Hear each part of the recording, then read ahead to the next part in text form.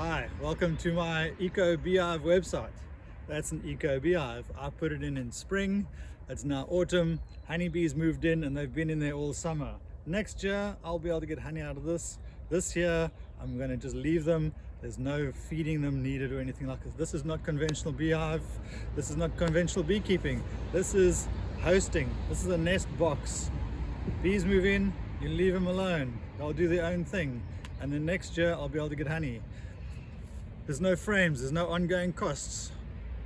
Once you buy this, £285, that'll get you going. And you set up and you've got honeybees. If you want to get honey, it's another £85. This is not a lot of money. If you think you're going to do beekeeping and it's going to be cheap, you're delusional, my friend. Just the bees this year, if you wanted a nuke box with just the bees, you're going to be paying £350.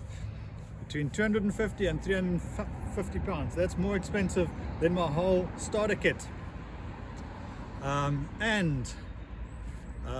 It's economical on time.